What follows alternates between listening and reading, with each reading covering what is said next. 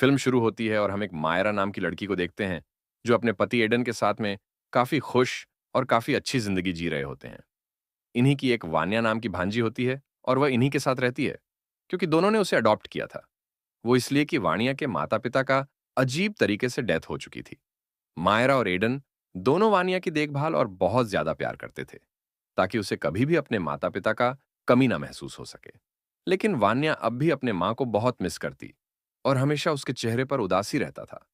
Aiden की एक खुद टॉय फैक्ट्री थी जहां पर वो टॉय बनाता था और खुद बेचा करता था। इसके कुछ ही दिन पहले एडन ने एक डॉल्स बनाया था जिसका नाम उसने सबरीना रखा था और उसकी डॉल को बच्चे बहुत ज्यादा खरीदते थे। एडन ने अपनी बीवी मायरा के लिए सभी डॉल से बड़ी सबरीना डॉल बनाया था जो कि बाकी के डॉल से दिखने में काफी अच्छी थी। मायरा को एडन का दिया हुआ तोहफा बहुत ही अच्छा लगा था। अगले सीन में हमें देखते हैं कि वान्या अपने स्कूल में होती है। वहां उसकी एक दोस्त अपनी आंख बंद करके चार्ली चार्ली कहकर गेम खेल रहा होता है। इस बच्चे का नाम डिट्टो होता है और ये डिट्टो चार्ली चार्ली गेम को खेलकर उसकी मदद से अपनी ग्रैंडमदर की सोल को रियल वर्ल्ड में बुलाने की कोशिश कर रहा था। जब वान्या उसे ऐसा करते हुए देखती है तब उसे बहुत अच्छा लग रहा था, जिसके बाद डिट्टो वान्या को बताता है कि इस गेम को खेलने के लिए लोगों को एक प्रेयर करनी पड़ती है ताकि इस गेम में बुलाए गए सोल्स वापस आ सके। डिट्टो वान्या को एक iOS ऐप के बारे में भी बताता है जिसके मदद से किसी भी सोल्स को देखा जा सकता है। वान्या चार्ली चार्ली गेम की बोर्ड को डिट्टो से ले लेती है। अब वान्या जब अपने घर पर होती है तब वह चार्ली चार्ली गेम की मदद से अपनी मॉम को रियल दुनिया में बुलाने लगती है, जिसके बाद वान्या को फील होने लगता है कि उसकी मॉम की सोल रियल वर्ल्ड में आ चुकी है और वो आईओ ऐप इस सोल को ढूंढने लगती है। अब हमें तो पहले से पता होता है कि यह iOS ऐप फेक थी कि तभी वान्या को अपनी मां की सोल की जगह मदर मायरा दिख जाती है, जिससे वो दोनों डर जाते हैं। जिसके बाद मायरा वान्या को उसके कमरे में सुला देती है और वान्या को सोने से पहले उसे सबरीना डॉल भी देती है। आधी रात में जब वान्या सो रही होती है तब हम सबरीना डॉल को अपने आंखों को मूव करता हुआ देखते हैं, जो दिखने में काफी वियर्ड होता है। मतलब कि चार्ली चार्ली गेम से सच में कोई सोल आई थी और सबरीना डॉल के अंदर घुस गई थी। अगले सुबह मारा सबरीना डॉल को अपने आप अपनी जगह बदले हुए देखती है, जिसे देखकर वह काफी हैरान और डर जाती है। अगले रात को जब वान्या दोबारा उस iOS ऐप को यूज करती है तो उसे कोई सोल नजर आती है जो कि एक डमी थी, कि तभी कोई अचानक से वान्या को अलमारी के अंदर जोर से खींचती है। सुबह में जब वान्या इस बातों को मायरा से बताती है तब वह काफी सोचते हुए कहती है कि तुम्हारी मां यानी एंटनी अब इस दुनिया में नहीं है क्योंकि अब वो अपने भगवान के पास जा चुकी है। लेकिन एंटोनी वहां पर मौजूद होती है। अगले रात मायरा को अपने घर में एंटनी दिखाई देती है। यह देखकर मायरा सोचने लगती है एंटोनी सच में उसके सामने मौजूद है और देखते ही देखते एंटनी एक डीम में बदल जाती है और मायरा को मारने की कोशिश करने लगती है। मायरा चिल्लाते हुए डरते हुए वहां से भागने लगती है। उसकी आवाज को सुनकर एडन भी वहां पर आ जाता है। ये डीएम दोनों पर अटैक कर देती है और वो डीम इन्हें काफी बुरी तरह से डरा देता है। लेकिन ये दोनों किसी तरह करके वहां से भागने में कामयाब होते हैं और दोनों को पता चल चुका था उनके घर में एक डीम है। जिसके बाद वो दोनों मिस लॉरेंस और उसके हस्बैंड, जिनका नाम रेनार्ड होता है, उनसे मिलने जाते हैं, जो इनफैक्ट पैरानॉर्मल एक्सपर्ट थे। ये जानने के बाद कि मायरा के घर एक डीम है, तब मिस लॉरेंस फौरन उनके घर जाती है और वहां पर चार्ली चार्ली गेम की मदद से एंटनी को वापस उसके दुनिया में फेंकने की कोशिश करती है। लेकिन वहां पर चार्ली चार्ली गेम की बोर्ड में अपने आप ही आग लग जाती है और वो बोर्ड जलने लगता है कि तभी अचानक से लाइट भी चली जाती है। अंधेरे में ये डीम वान्या को अपने कंट्रोल में कर लेता है, जिसके बाद वान्या मिस लॉरेंस पर हमला कर देती है ताकि वो ये सब ना कर सके। लॉरेंस किसी तरह इससे बचते हुए वान्या के बॉडी से उस डीएम को बाहर निकाल लेती है, लेकिन ये डीम काफी गुस्से में आ जाता है और इन्हें मारने की कोशिश करता है। इन सभी में डीम से बहुत फाइट होती है और मिस लॉरेंस उस डीएम को उसी घर में बंद कर देती है। लेकिन लॉरेंस से एक गलती हो जाती है और वो सबरीना डॉल को अपने घर से बाहर लेकर आ जाती है और वो डीएम उस डॉल के जरिए घर से बाहर आ जाता है। लॉरेंस को पहचान गई थी वो।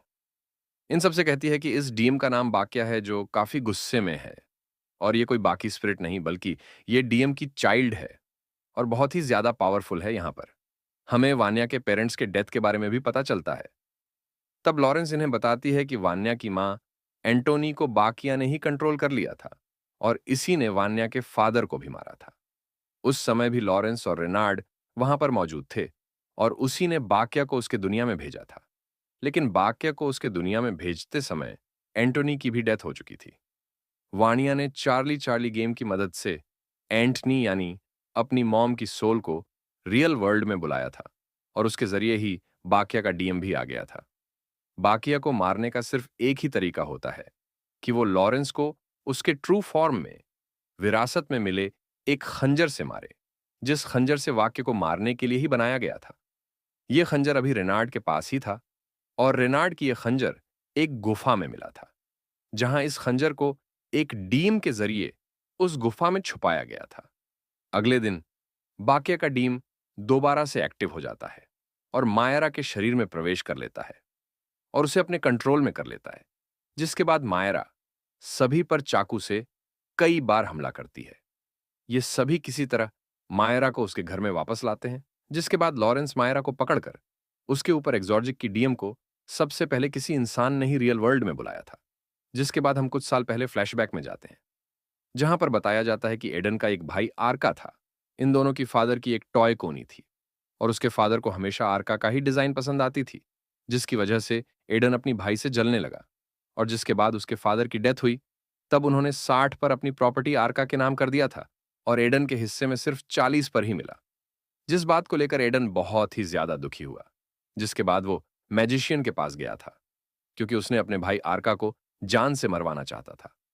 वो इसलिए क्योंकि वो इसके पूरी प्रॉपर्टी को अपने नाम करवाना चाह रहा था और वही मैजिशियन ने बाक्या नाम के डीम को इस दुनिया में बुलाया था और उस डीम को एक ह्यूमन बॉडी चाहिए थे। जिसके बाद बाक्या ने पहले आर्का को पोस्ट करने की कोशिश की थी, लेकिन आर्का उसके काबू से बाहर था और तब बाक्या का डीम ने आर्का को छोड़कर आर्का की बीवी एंटनी को पोजेस कर लिया और उसे कंट्रोल करने लगा। और यहां पर हमें पता चलता है कि एंटोनी और आर्का ही वान्या के पेरेंट्स थे। और जब लॉरेंस ने वाकया से मुकाबला किया, तो उस दिन एंटनी और आर्का दोनों की डेथ हो गई थी। मतलब कि वानिया के पेरेंट्स का मौत का जिम्मेदार एडन ही था। और यहां पर बाक्या चाहता था कि वो एडन को पोजेट कर ले, ताकि वो और ज्यादा ताकतवर बन सके, क्योंकि एडन का शरीर काफी ज्यादा मजबूत था और फुर्तीला भी था।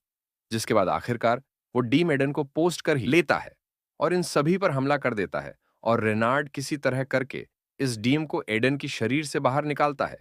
जिसके बाद वो डीम अपने असली रूप में आकर लॉरेंस पर हमला कर देता है कि तभी लॉरेंस के हाथ में वो खंजर होता है जिसे लॉरेंस बाकिया के सीने में घुसा देती है, जिससे उसका शरीर तबाह होने लगता है और वो डीम पूरी तरह से खत्म हो जाता है। आगे की सीन में बहुत सारे लोगों के साथ पुलिस को दिखाया जाता है, जो वो एडन को अरेस्ट कर लेती है। और फिर उसके बाद हम देखते हैं कि मायरा और वान्या दोनों एक साथ काफी खुश होते हैं। कुछ समय के बाद आगे हम देखते हैं लॉरेंस और रेनार्ड को एक और पैरानॉर्मल डॉल के बारे में पता चलता है और उसे पता चलता है कि उस डॉल से जुड़ी एक और केस उसके सामने आया है। इसका मतलब यह होता है कि वो डीम अभी भी इसी दुनिया में है, क्योंकि वह गया नहीं होता, बल्कि वापस आ चुका था। और इसी के साथ यह कहानी यहीं पर समाप्त हो जाती है। Thanks for watching.